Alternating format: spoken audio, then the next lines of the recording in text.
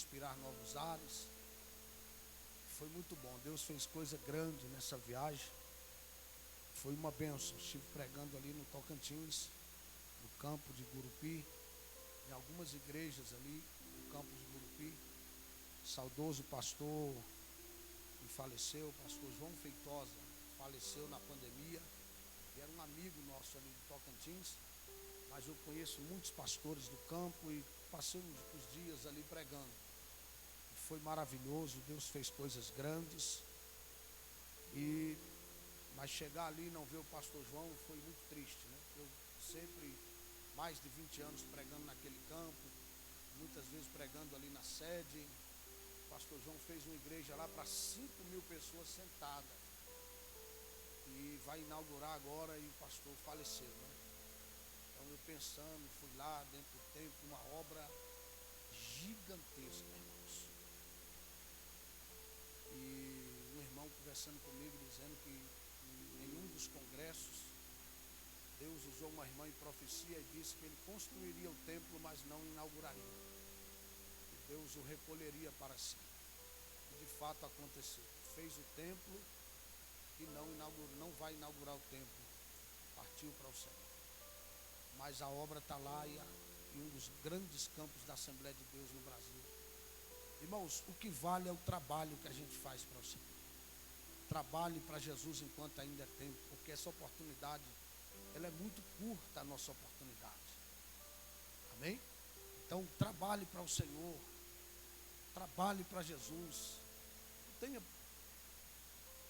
tenha dificuldade de projetar, ter planos, projetos aqui na terra, de comprar, vender, construir, se formar. Tudo isso é bom, é legal, faz parte da nossa caminhada. Mas não coloque nada na frente da oportunidade que Deus te deu de trabalhar na seara do Senhor. Porque o que você vai deixar aqui, irmãos, é o trabalho que você fez. Amém, pessoal? Então, hoje eu quero ler com os irmãos um texto da Bíblia que está em desuso, né, de muita gente. Mas aqueles que conhecem o Senhor Jesus sabem que esse é o centro do evangelho, da nossa estadia na igreja. Eu quero ler só o versículo de número 15 do capítulo 16. Glória a Deus. E disse-lhe: ide por todo o mundo e pregai o evangelho a toda criatura. Vamos ler também o versículo de número 16, que diz assim: quem crer e for batizado será salvo. Quem, porém, não crer será condenado. Marcos 16, 15 em diante. Será condenado. E estes sinais hão de acompanhar aqueles que creem. Em meu nome expelirão demônios, falarão novas línguas, pegarão em serpentes, e se alguma coisa mortífera beberem, não lhes fará mal. Se impuserem as mãos sobre os enfermos, eles ficarão curados. Podeis sentar-se, meus irmãos, dando glória a Deus. Queridos, antes de adentrar na explicação desse texto ora lido, eu quero falar uma palavra rápida sobre a nossa escola bíblica dominical. Hoje eu estive aqui na escola bíblica dominical. Eu estava fazendo um trabalho ali no gabinete. Mas eu pude perceber que a nossa igreja precisa melhorar na nossa escola bíblica.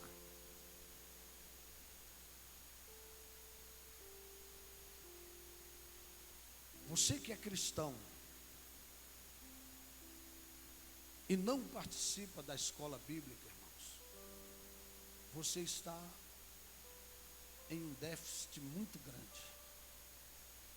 com a sua alma, com a sua família, com o seu crescimento espiritual. A escola bíblica, ela é um dos trabalhos mais poderosos da igreja, porque é nela que você vai aprender os fundamentos da fé que você professa.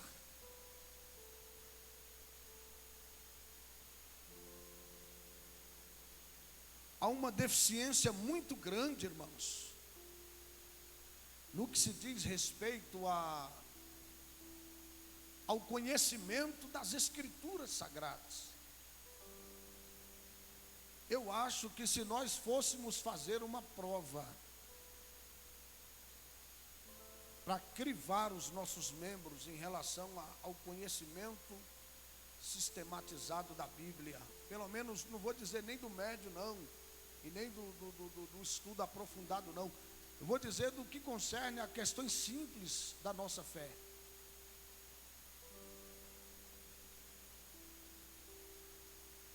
Se nós fôssemos fazer uma prova aprofundada para testar o conhecimento mínimo dos nossos membros, nós iríamos passar muita vergonha.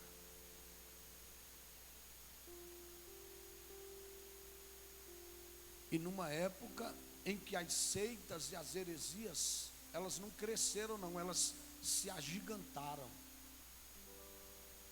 E nós temos visto uma confusão tão grande, irmãos, na cabeça das pessoas. E a escola dominical, a escola, nós falamos dominical, mas ela pode ser em qualquer dia. A escola bíblica, ela é um termômetro espiritual de uma igreja. Eu não acredito em um cristianismo saudável que o cristão não tenha contato profundo com o aprendizado das Escrituras. Se você não tem interesse em aprender sobre as Escrituras Sagradas, isto pode ser um sinal muito sério de falência espiritual. Porque uma pessoa em comunhão profunda com o Espírito de Deus, ela tem anseio pelo conhecimento bíblico. Porque uma das funções do Espírito de Deus na igreja é nos conduzir a Cristo.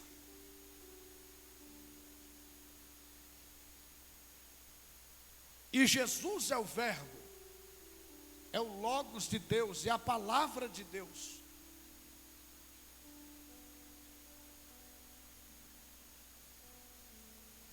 Então, irmãos,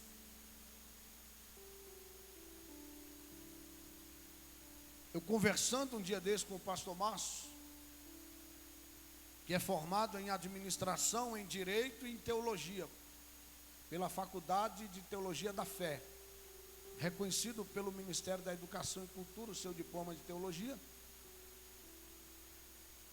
Ele falou para mim: pastor Zé, o senhor acredita que o curso de teologia ele é mais difícil do que o curso de direito? Se for cobrar as questões teológicas mesmo, irmão, com profundidade, com dedicação,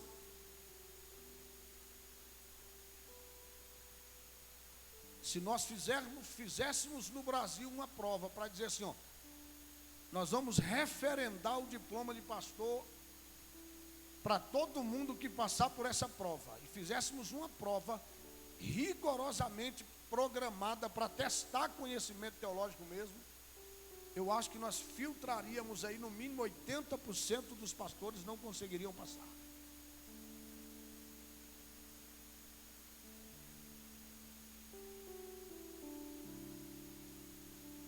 Porque as coisas, irmãos,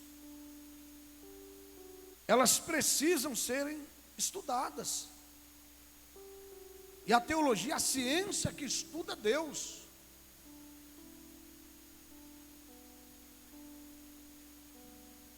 Eu tenho 12 anos praticamente estudando uma palavra chamada direito. 12 anos estudamos aproximadamente uma palavra chamada direito.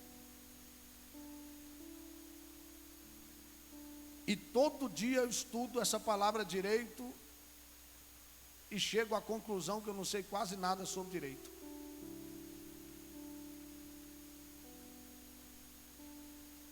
E olha que lá na faculdade meu apelido era Vadimeco.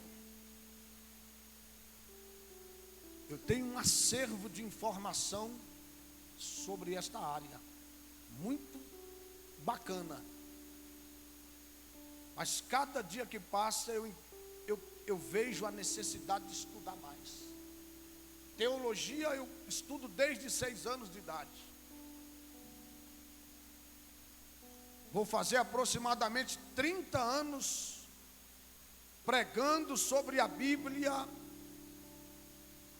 praticamente todos os dias.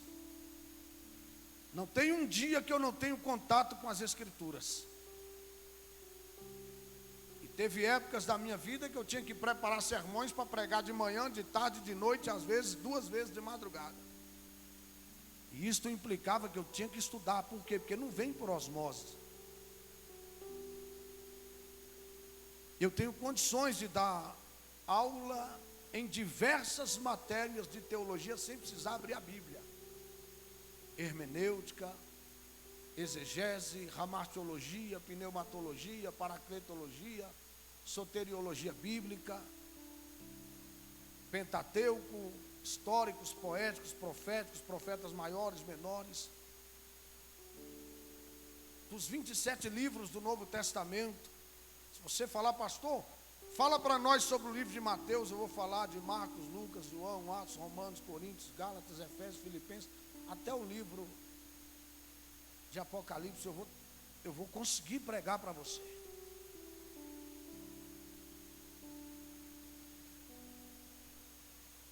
Seitas e heresiologia bíblica, angelologia bíblica.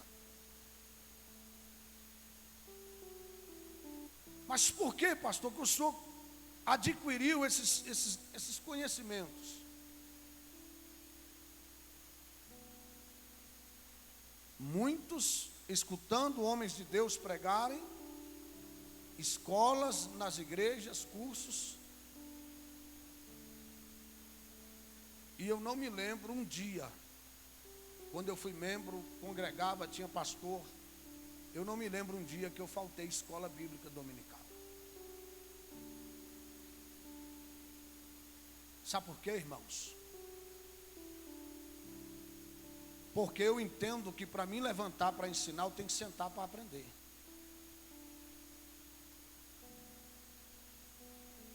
E eu até entendo, esta igreja ela tem uma característica difícil, ela é muito rotativa. Se vier hoje nessa igreja todas as pessoas que frequentam essa igreja, eu acho que ela não cabe. Mas nós temos muita gente de longe, gente que mora longe dessa igreja e vem para essa igreja, e Deus coloca amor no coração de pessoas de longe por essa igreja. E eu louvo a Deus por isso. Eu entendo muitas vezes um irmão que mora muito longe para vir numa escola bíblica dominical.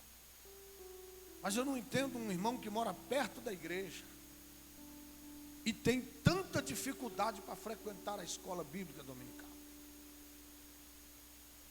Por isso que já tem alguns anos, alguns tempos que eu venho orando a Deus, dizendo: Deus, salva mais gente da Vicente Pires para essa igreja. Porque nós queremos ter uma escola bíblica dominical forte. Agora, irmão, se você não traz a sua família para a escola dominical, você corre um risco muito grande de amanhã ou depois o seu filho ser doutrinado numa doutrina que não seja de Deus. E o que é a mente de uma criança, se não um disquete em branco? Nós temos excelentes irmãos e irmãs aqui formados na psicologia, que é uma matéria tão importante. E nós sabemos que a construção cognitiva de um ser humano, na sua infância, ela é a fase mais importante. E o mundo agora entendeu, Satanás, ele entendeu algo que a igreja tem desprezado muitas vezes. Por que que há um ataque arregimentado dia e noite contra as crianças nesse tempo? Você já parou para perceber que parece que há uma fúria contra as crianças? Parece que o inferno está programado. Eles descobriram, eles falaram: não, para nós destruirmos as futuras gerações, nós temos que trabalhar a mentalidade do ser humano na infância. E eles estão atacando a mente do ser humano desde a sua tenra infância. Por quê? Porque há um princípio bíblico que o diabo conhece a Bíblia. E a Bíblia diz que o diabo crê que estremece. Satanás, sabe, nós cristãos negligenciamos com o conhecimento da palavra de Deus na execução daquilo que nós cremos em Deus. Mas o diabo sabe o que é isso aqui, irmãos. A autoridade das Escrituras, a exousia, a autoridade das Escrituras. O diabo sabe. Nós muitas vezes não conseguimos crer com absoluto entendimento o que está escrito na Bíblia. Mas o diabo crê que estremece. Ele treme diante da revelação da palavra, porque ele sabe que vai passar os céus e a terra, mas a palavra de Deus, ela não haverá de passar. Então ele sabe que as Escrituras é o caminho. Nós estamos caminhando dentro desse funil. E quem não obedece à Bíblia faz com que ela se cumpra. E quem obedece à Bíblia também faz com que ela se cumpra. Se eu obedeço à Bíblia, eu vou fazer ela cumprir na minha vida. Se eu não obedeço, eu também farei a Bíblia cumprir na minha vida. E o inimigo, ele descobriu uma coisa na Bíblia: ensina a criança o caminho que ela deve andar. Porque o que se aprende quando é criança, depois de velho não desvia. Se o seu filho aprender a temer a Deus na infância, irmãos, aprender a ser crente, aprender a ser apaixonado por Deus,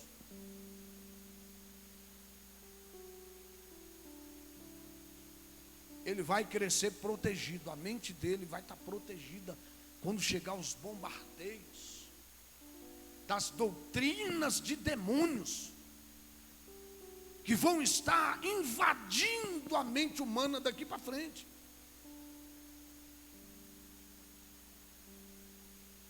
Imagina a confusão que está a cabeça das crianças. Ele precisa ser ensinado. A única coisa que você pode fazer para proteger os seus filhos é evitar que eles tenham contato com a informação, o mínimo possível. Porque qual é a estratégia do diabo? É que quanto mais nós tivermos conhecimento do mal, para o inferno é melhor. Ele não quer que você conheça o que é bom. Porque quando você conhece o que é bom, você tem acesso à única coisa no universo que pode vencer o mal, que é o bem. Romanos 12, 21. Não te deixe vencer pelo mal, mas vencei o mal com o bem. E a escola é o ambiente que vai te preparar para ser aprovado no dia da prova. A pregação expositiva, eloquente, avivada é boa, é. Que faz você se arrepiar, que faz você se emocionar, ela é ótima, é bom. É um alimento momentâneo importante para a igreja, é excelente, é. Mas ela não tem no âmago da sua alma o mesmo efeito de uma aula.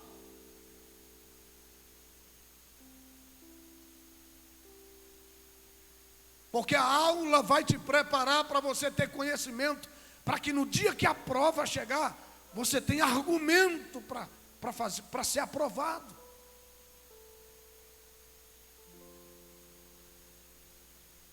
É na escola que você adquire uma bagagem que vai te capacitar para vencer as provas da vida. E nós temos percebido nesta última geração um descaso com o aprendizado. E nós precisamos, além de ter sede de aprendizado, nós temos que ter humildade intelectual e coerência ética. Pastor, o que é isso? Humildade intelectual é você reconhecer a sua dependência de aprendizado. É você dizer assim: puxa vida, a Bíblia é uma fonte inesgotável. Por mais que você seja um pastor abalizado, você tem que ter humildade intelectual para dizer: eu sou um eterno aprendiz. Quem se acha maduro demais para aprender, o próximo passo é o apodrecimento. E a coerência ética, pastor, é a capacidade que você tem de executar aquilo que você sabe. O que adianta você aprender aqui e quando você colocar os pés fora da igreja, você fazer tudo errado daquilo que você aprende?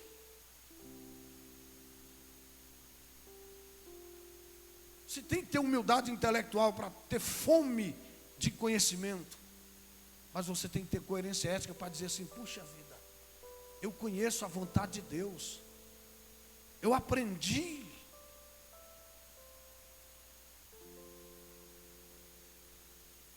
Porque vai ter batalha na sua vida que uma palavra é a chave para você vencer ela.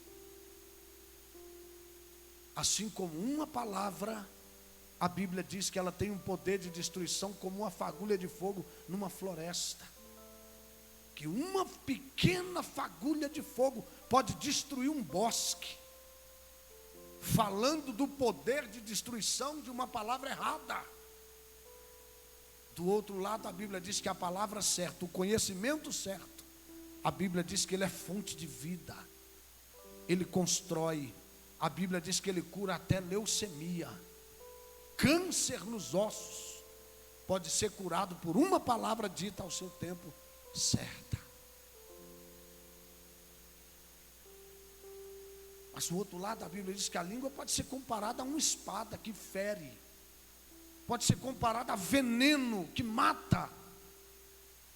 Como também pode ser remédio para curar. E o meu povo perece por falta de quê?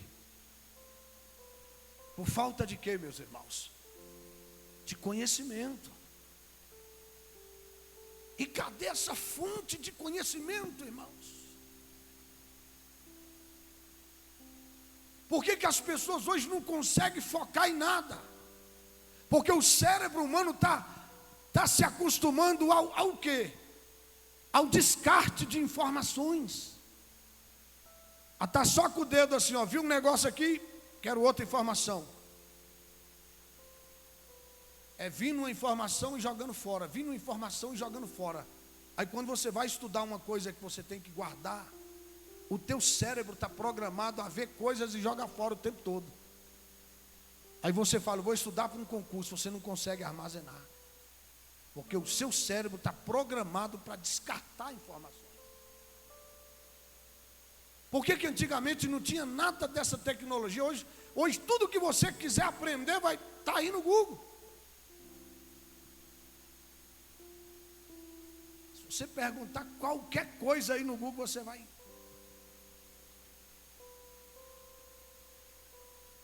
Mas se você for analisar a qualidade dos pensadores de hoje, irmão, dá dor de barriga em cavalo de pau.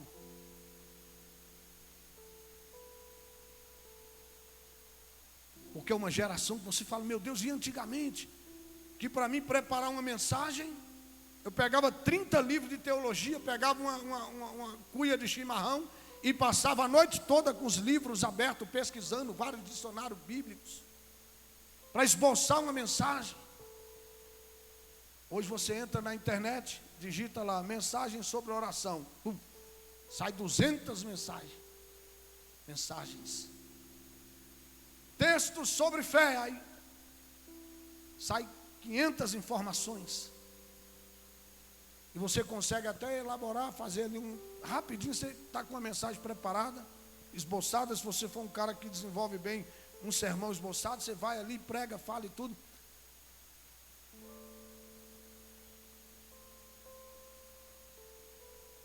Mas você fica pensando, meu Deus, aonde nós vamos parar? Cadê aquela geração de pessoas, irmãos?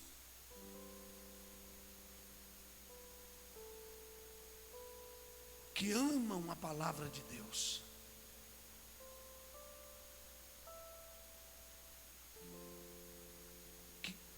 Se eu falar para você que estudar é bom, eu vou estar mentindo, irmãos. Bom é ter conhecimento, mas estudar é ruim. Estudar é cansativo.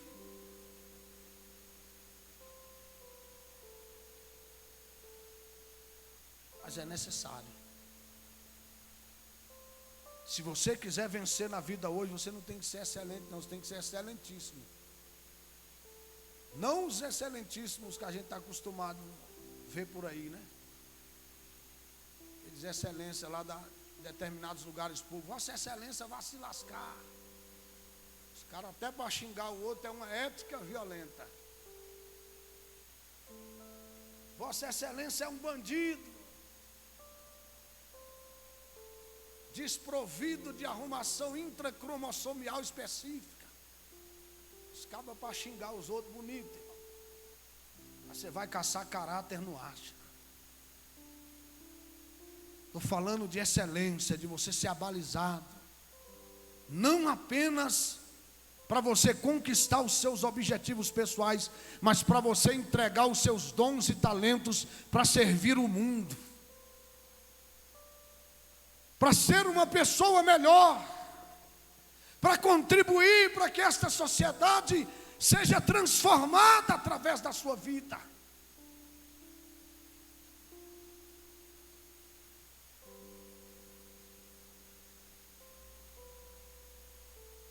Ontem eu estava chegando ali onde eu moro, no condomínio, veio um irmão correndo, gritando: pastor, pastor, pastor. Eu olhei: quem é você, irmão? Falou: pastor do céu, tem muitos anos que eu estou atrás do senhor, para lhe dar um abraço e te agradecer, porque Deus mudou a minha vida um dia, numa pregação que eu estava na sua igreja. E aí ele começou a dar o testemunho de como era a vida dele, e de como uma pregação mudou a vida desse camarada toda. Irmão, Deus quer que você seja um agente de transformação de vidas. E o poder do Evangelho é a ferramenta que nós temos para mudar a vida das pessoas.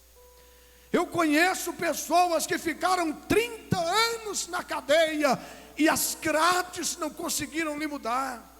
Tirar dele a maldade, a perversidade, o homicida, o monstro que tinha dentro dele.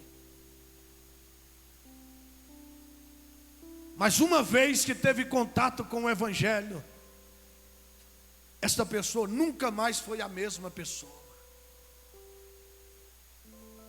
Porque quando a palavra de Deus entra na vida de alguém, irmãos, que essa pessoa tem um contato com Deus. Eu não estou dizendo, irmãos, simpatizantes do Evangelho. Eu estou falando quando a pessoa aceita de verdade Deus, Cristo, como o Senhor da sua vida, e entrega o seu coração e a sua mente, o seu espírito, sua vida, para que o Espírito de Deus transforme ela numa pessoa diferente. Esta pessoa, ela não tem mais como ser a mesma pessoa.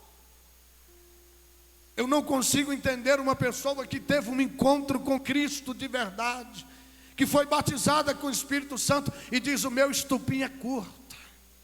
Eu sou crente, mas o meu dedo não é. Eu sou crente, mas a minha mão não é. Eu sou crente, mas a minha língua não é. Deus não enviou o seu Filho para morrer na cruz para salvar você e não salvar seu dedo, sua alma, seu espírito, seu corpo, sua língua, seus olhos. A Bíblia diz que se o teu corpo, se os teus pés, se qualquer membro do teu corpo te levar para o inferno, corta e joga fora, porque é melhor entrar cego no céu do que enxergando para o inferno.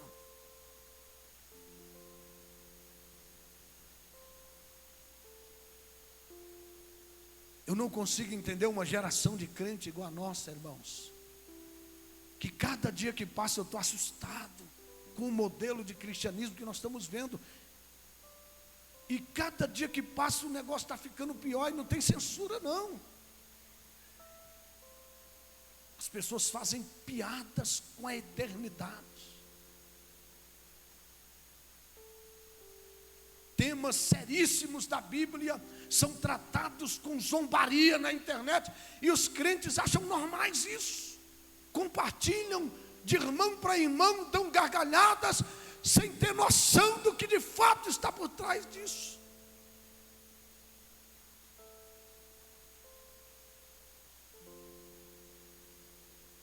Mas nós não temos outra esperança a não ser o Evangelho. E a palavra Evangelho quer dizer boa notícia.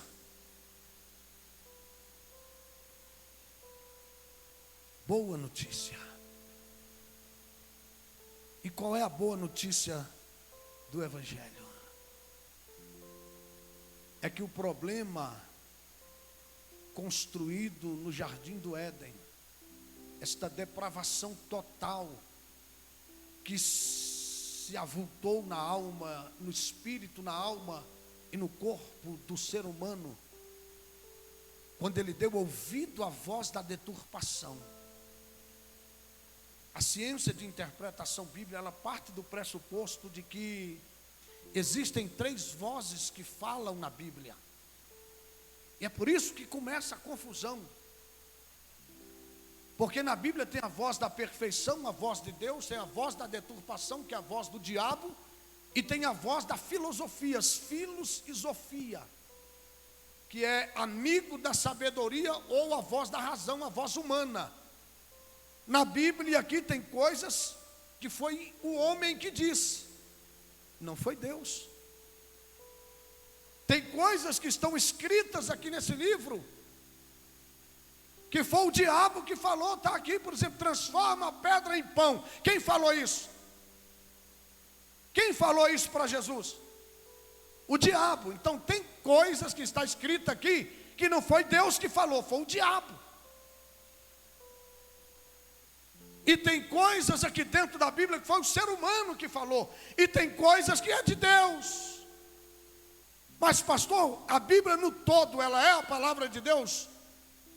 Deus permitiu, a Bíblia diz tudo, toda a escritura, mesmo a voz da deturpação e a voz da razão, toda a escritura, e a voz da perfeição, toda a escritura, toda, é apta para ensinar, mesmo que seja uma palavra que saiu da boca da serpente, ou do ser humano ou de Deus, ela tem um punho pedagógico, é apta para ensinar. Deus permitiu estar na Escritura Sagrada como palavra de Deus, por quê?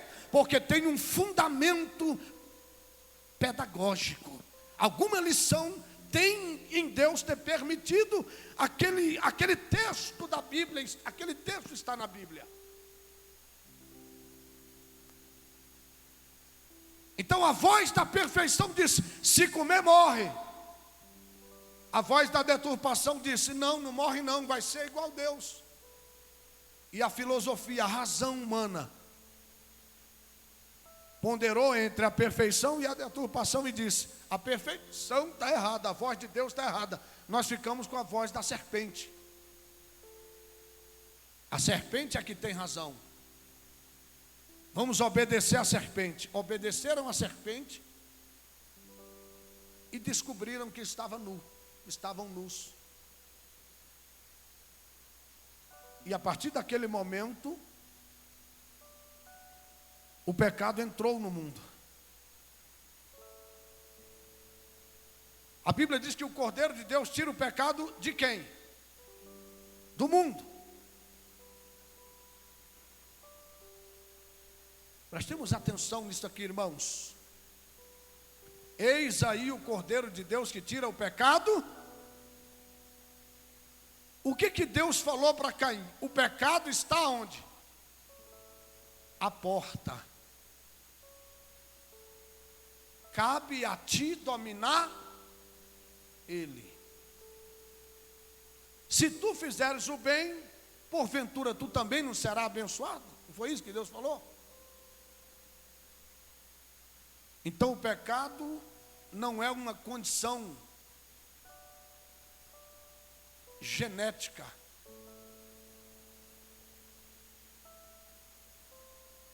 Todos nascemos com a carga adâmica, a natureza tendenciosa ao pecado. Mas Deus é um Deus justo. E existe uma grande diferença entre ter uma natureza pecaminosa e praticar o pecado. A Bíblia diz que os que praticam o pecado são filhos de quem? Do diabo, porque ele peca desde o princípio. Agora, o fato de eu ter uma natureza pecaminosa não me faz de mim um criminoso.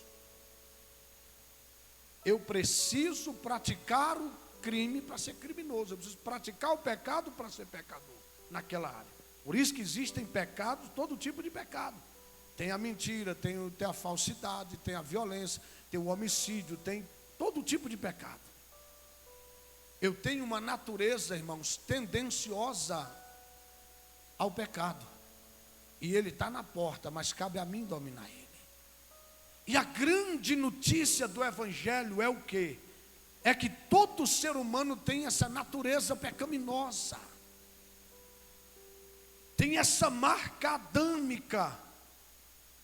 Mas a boa notícia do Evangelho é o que está em Hebreus 9, 26, que através do Senhor Jesus Cristo o pecado foi aniquilado. E que todos pecaram e destituídos estávamos da glória de Deus, mas através de Jesus Cristo esse problema é resolvido.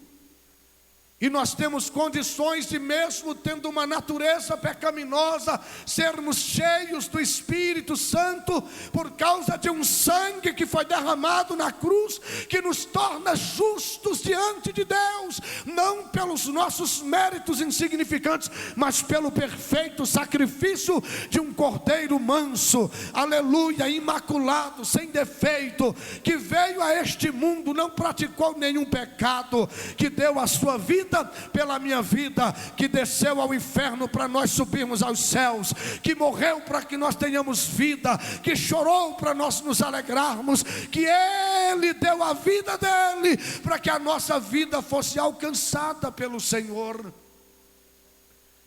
E esta palavra, ela tem que ser a razão da nossa fé.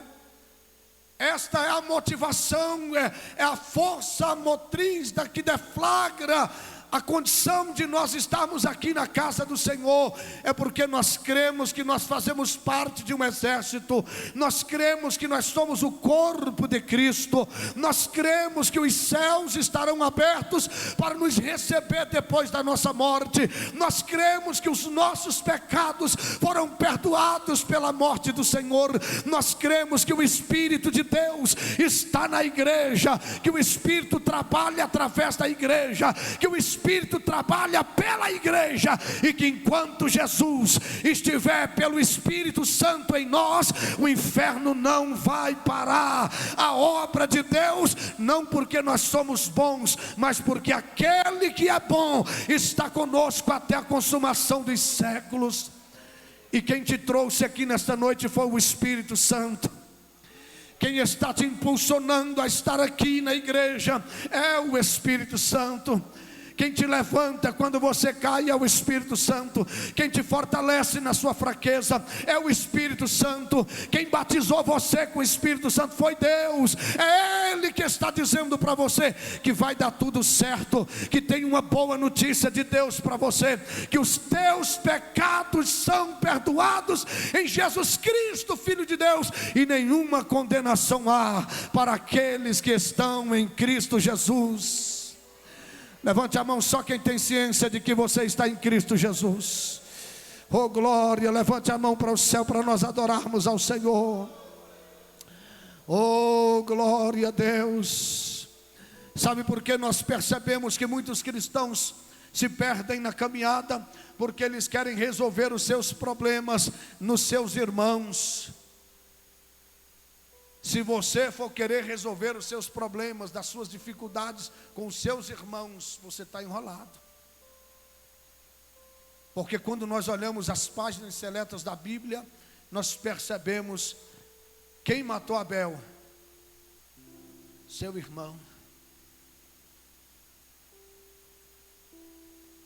Quem jogou José no buraco? Quem vendeu José? Jesus falou: eu vim. Quem é esse? Quando os judeus verem Jesus, que a Bíblia diz que no Monte Sião ele vai estar sobre o monte, vai dividir o Monte Sião em duas partes, e os judeus vão ver ele com as mãos abertas e vão dizer: quem é esse? Que feridas são essas? E Jesus vai dizer: essas são as feridas que eu fui ferido aonde? Na casa de quem? Dos meus irmãos, dos meus amigos. E o filho pródigo, que não é bobo, o que ele disse? Levantar-me-ei e irei ter com meus irmãos, não foi isso? Levantar-me-ei e irei ter com o meu pai. Porque se ele fosse dizer: eu me levantarei e vou ter com meus irmãos, ele estava lascado. Mas ele disse: eu levantar-me-ei e irei ter com o meu pai. E quando ele voltou, só que olha só, a Bíblia diz: quando o filho pródigo caiu em si, ele começou a se levantar quando ele caiu em si. Quando ele começou a fazer valores da casa do pai com as bolotas de porco que ele desejava comer. E a Bíblia diz que tinha comida para os porcos, mas para ele ninguém dava nada. E a Bíblia diz que enquanto ele tinha dinheiro, que ele gastou no meretrício, na prostituição, nos vícios, na bebida, nas farras, quando acabou-se o seu dinheiro, acabou-se os amigos, a Bíblia diz que ele desejou comer as bolotas que os porcos comiam. E a Bíblia diz que tinha comida para os porcos, mas para ele ninguém lhe dava nada. A Bíblia diz que ele caiu em si. Olha para o seu irmão e diz: o homem começa a se levantar quando ele cai em si. É quando você olha para dentro de você. É quando você esquece de se colocar na posição de vítima, de coitado. Eu estou aqui porque fulano, beltrano. Não. Quando você olha para você e diz assim: meu Deus, eu sou o único responsável pelo meu fracasso. Eu preciso mudar a minha direção.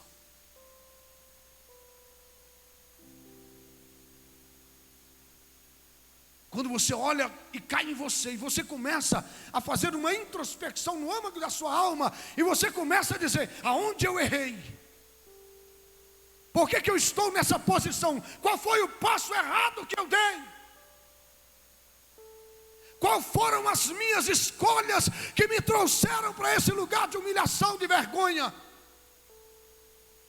É aí que você começa a se erguer. Enquanto você fica lá se lamentando, murmurando, reclamando da sorte, dizendo: estou aqui por causa de Beltrano, de A, de B, com aquela síndrome da hiena, ó céus, ó vida, está entendendo? Murmurando, reclamando pelo que não tem, ao invés de agradecer pelo que tem, a situação vai de mal a pior. Sabe por quê? Porque não tem nada tão ruim que não possa piorar, mas também não tem nada tão ruim que não possa melhorar. Só depende da sua postura. O filho pródigo caiu em si, a Bíblia diz: caindo em si, ele disse: levantar-me-ei. Ele não disse: eu vou esperar alguém vir me levantar. Levantar-me-ei, eu vou mudar a minha postura. Porque o pastor foi atrás da ovelha perdida, a mulher varreu para encontrar a dracma perdida, mas o filho rebelde que saiu de casa, ele teve que se levantar. Levantar-me-ei e irei ter com o meu pai, e direi: pai, pequei contra o céu e contra ti, a culpa é minha. Sou eu, Pai, as minhas escolhas, minha postura, eu que não estudei o tanto que devia, eu que não selecionei minhas amizades, eu que dormi mais do que deveria, eu que não foquei aonde deveria ter focado, eu que dormi mais do que necessário, eu que não priorizei da forma que deveria ser priorizado. Mas eu quero mudança, Pai. Eu estou aqui, trata-me como um dos teus funcionários. Aí o pai olhou para ele e disse: quieta, moço, existe ex-mulher, existe ex-marido, mas não existe ex-filho. Tu continua sendo meu filho. Tem anel, tem casa nova, tem roupa nova, tem festa, porque quando você se levanta para caminhar na direção de Deus, para cada passo que você dá, Deus dá 10. Você está entendendo isso? Levante a mão. Glória a Deus. Você vai ter que bater no peito e dizer: ei, Satanás, sai da minha frente, porque agora eu vou caminhar na direção do Pai. Aleluia, bendito seja o nome do Senhor. O Evangelho é isso. Qual é a beleza do Evangelho? O Evangelho te reconcilia com Deus. O Evangelho quebra o muro que te separava de Deus. O Evangelho rasga o rótulo de dívida que existia entre você e Deus. Quando você crê em Jesus Cristo como Salvador, todo escrito de dívida que havia contra ti foi cravado na cruz. O que isso quer dizer, pastor? É Jesus dizendo: você está absolvido sumariamente. Tu não deve mais nada. Não tem acusação, nenhuma condenação há para aqueles que estão em Jesus Cristo. Oh glória, levante, deixa eu ver quem está entendendo o fundamento da nossa fé. Aleluia, Jesus está dizendo, aleluia, que tem coisa, irmãos, que Deus vai fazer por nós. Tem coisas que Deus vai fazer por nós, mas tem coisas que Deus não vai fazer. Ele até ressuscita o Lázaro, mas a pedra quem tem que tirar somos nós. Ele tem anel para colocar no dedo, ele tem roupa nova e tem cordeiro para fazer festa. Mas quem tem que cair em si, quem tem que se levantar e andar na direção do Pai, é você que precisa caminhar.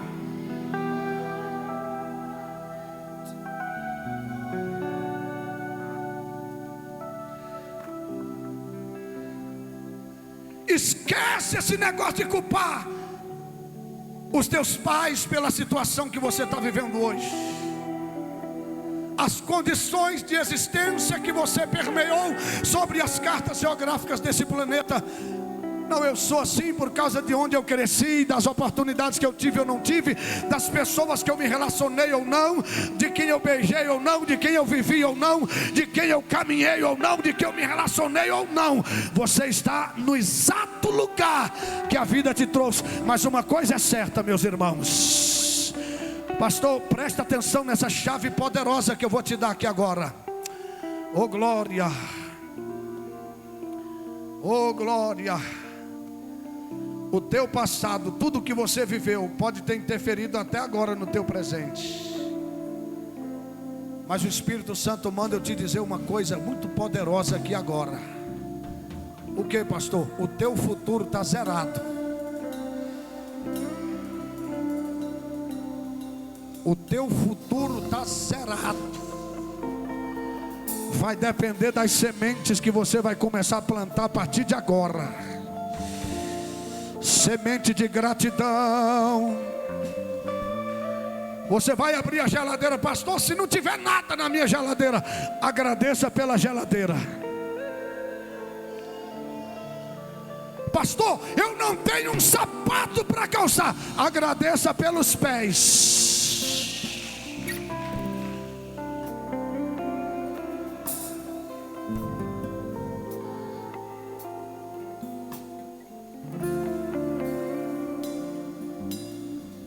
Um irmão chegou para mim e disse assim: eu não tenho motivo para agradecer a Deus. Eu disse: tem não? Eu disse: vem cá, meu jovem. Peguei na mão dele e dei uns 3 passos. Virei para ele e disse: tu anda? Ele disse, claro, eu não sou aleijado.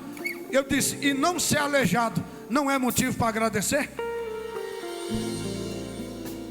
Pergunta para um deficiente das pernas o que ele daria para ter as pernas que você tem.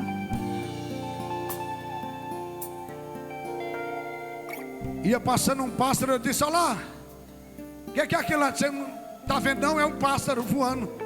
Eu disse, uai, tu enxerga? Ele disse, claro, eu não sou cego. E é isso aí, treva, não ser cego não é motivo para dar glória a Deus, não? Pergunta um cego quanto ele estava disposto a pagar para usar os teus olhos meia hora para enxergar o pôr do sol.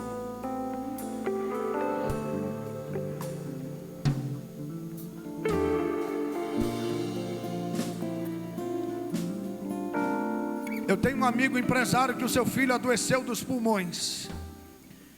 Ele precisou de um aparelho para respirar durante um ano, até onde ele conseguiu mantê-lo vivo. Custava 120 mil reais no sistema único. 120 mil reais a mensalidade num hospital particular, o custo do aparelho para fazer aqueles pulmões funcionar. Faz assim, ó, respira fundo. Quanto você pagou para Deus por essa máquina funcionando? Quanto você pagou para as folhas das árvores? O que é isso, pastor? As folhas, enquanto você está aqui dentro, elas estão lá fora, trabalhando, realizando uma coisa científica chamada fotossíntese. O que é isso, pastor? É a capacidade que as folhas das árvores têm de pegar o gás carbônico e transformar no oxigênio. Que oxigênio é esse? É esse oxigênio que entra pelos seus narizes e passa pelas artérias e as veias e vai para o cérebro, oxigena e faz o bulbo encefálico, o córtex órbito frontal, aleluia, os neuros receptores e transmissores e todos os bilhões de neurônios que recebem e emitem informações para que você tenha essa máquina chamada corpo em movimento. E Deus não está cobrando nada de você. O que é que eu quero dizer para você? Você tem motivo de sobra para agradecer a Deus. Você tem motivo de sobra para ser grato a Deus pela roupa que você está vestindo. Você tem motivo de sobra para agradecer a Deus por não estar debaixo da ponte. Você tem motivo de sobra para agradecer pelo carro que você anda, pela família que você tem, por você não estar no hospital, por você estar na casa de Deus, recebendo a palavra e o Espírito Santo dizendo: eu estou contigo. Um minuto só para os adoradores.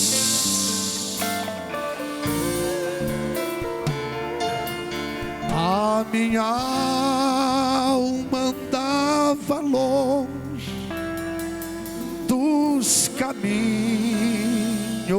do céu. Eu era pobre, perdido, pecador. Mas Jesus já transformou o que? Minhas trevas em luz. Ele estendeu a sua mão para mim. Quando Jesus, Ele estendeu a sua mão, estendeu a sua mão para quem? Para mim. Eu era pobre, perdido, sem Deus, sem Jesus, quando estendeu a sua. Se coloca de pé, igreja de Jesus. Bem baixinho os instrumentos agora. Agora eu me regocijo, desde que eu aceitei, e na tempestade eu posso sossegar, pois com Ele eu estou liberto de quê? Dos perigos e do mal. Ele estendeu a sua mão para mim. Bem baixinho os instrumentos assim, ó. Quando Jesus estendeu a sua mão, Ele estendeu a sua mão. Tem uma igreja grata aqui, irmão? Tem?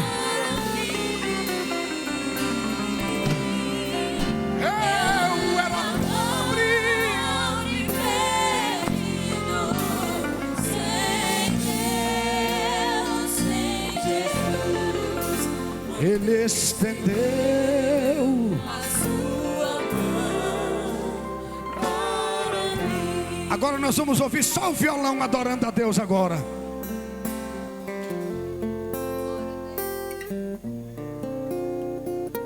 Oh, aleluia. E agora o nosso teclado adorando a Jesus agora, só o teclado.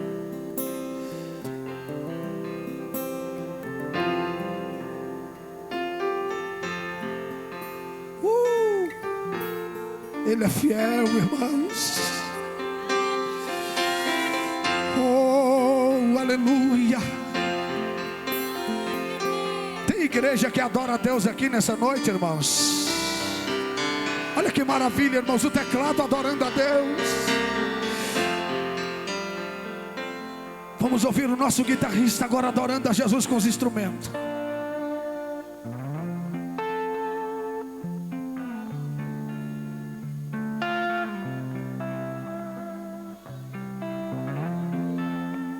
Oh, aleluia.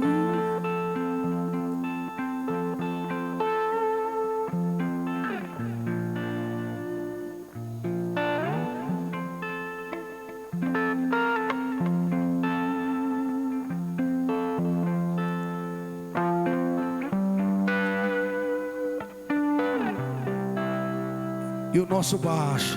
Quando Jesus estendeu a sua mão, e a batera, ele estendeu sua mão para mim. Eu era pobre, perdido, sem Deus e sem Jesus. Mas ele foi lá na lata do lixo e me tirou. E disse: Uziel, eu te amo. Eu te perdoo, minha filha, meu filho. Eu faço de você um pastor, uma missionária, uma serva de Deus.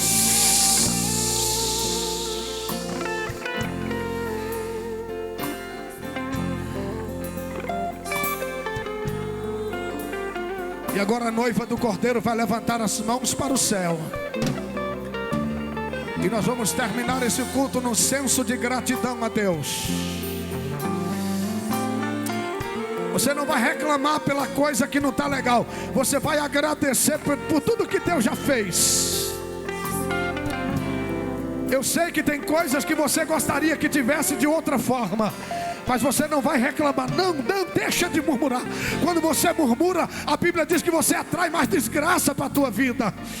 Mas a Bíblia diz que quando você adora, Deus entra na batalha. A Bíblia diz que quando você glorifica e celebra a vitória dos outros, a vitória chega para você. Faça que nem José. José estava preso por causa de um sonho, mas lá na cela ele realizou o sonho do copeiro. Mesmo que o teu sonho ainda não foi realizado, ajude alguém a realizar o sonho dele, porque o teu vai chegar, tua hora vai chegar, tua vitória vai chegar. Deus está dizendo que tua vitória vai chegar.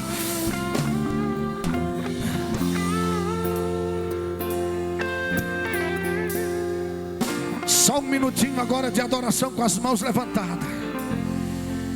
Com as mãozinhas levantadas, você vai dizer assim: Jesus, muito obrigado. Você vai dizer: Jesus, obrigado pelo meu lar, obrigado pela família que o Senhor me deu, obrigado pela igreja que eu congrego, obrigado, Senhor. Diga: Jesus, o que eu posso fazer para servir na tua casa? Jesus, o que eu posso fazer para que a igreja que eu congrego seja melhor? Senhor, o que eu posso fazer para ajudar a minha igreja a melhorar, a minha família a melhorar, os meus irmãos a melhorar, a minha cidade a melhorar, o meu país a melhorar? Qual é a contribuição que eu posso dar para que esse mundo seja melhor? Ou você vai ficar preso nas suas amarguras do passado, ou você vai ficar carregando um piano na sua consciência, sendo que Jesus já te perdoou dos seus pecados.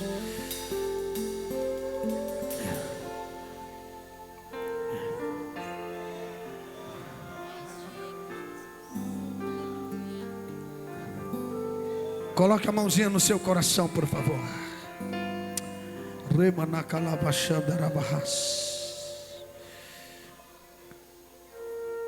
Saia daqui dizendo: eu sou mais do que vencedor.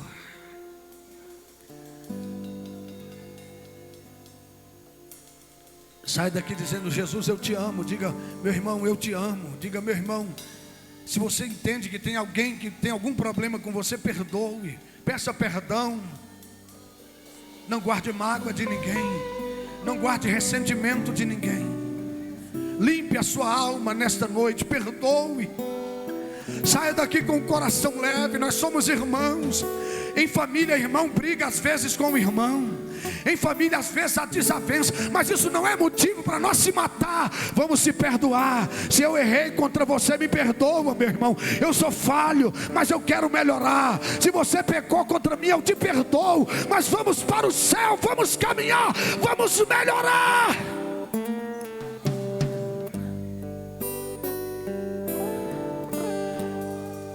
Não deixe o sol se pôr sobre a sua ira.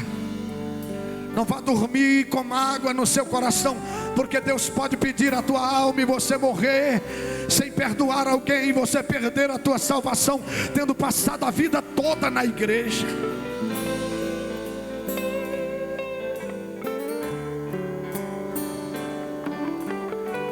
Tira essa máscara. Você não precisa disso.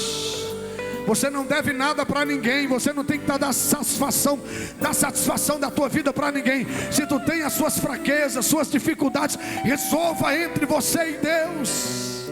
Mas mude a sua vida. Seja amigo do Espírito Santo. Coloque a palavra de Deus em prática na tua vida, porque você vai ver um crescimento profissional, espiritual, familiar. Deus vai te envolver com pessoas certas, que vai contribuir para a sua felicidade. Você merece a felicidade. Você não merece ser objeto de uso e de descarte. Você é especial, você é filho de Deus, você é filha do rei. Deus vai preparar pessoas que vai reconhecer o teu valor. Você é princesa de Deus, você é príncipe de Deus, você tem um grande valor. Jesus quer te dar coisas grandes, consistentes, maravilhosas, relacionamentos duradouros, de valor, com pessoas que vai te amar, que vai te fazer feliz, não só pelo momento, mas todos os dias da sua vida, que vai reconhecer a sua inteligência, não só a sua beleza, mas o seu caráter e a sua condição de humano, que merece respeito e amor e atenção.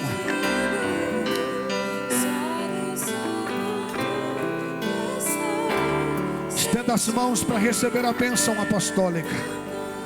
Quarta-feira é nosso grande culto da vitória. Vem adorar a Deus na igreja. Nós só temos um culto durante a semana. Nós só temos um culto durante a semana. Venha quarta-feira adorar a Deus. Sábado, nosso culto de mocidade. Vamos somar com os nossos jovens. Venha apoiar os seus filhos. Venha apoiar a igreja. Obreiros, pastores, venham apoiar os nossos jovens na igreja.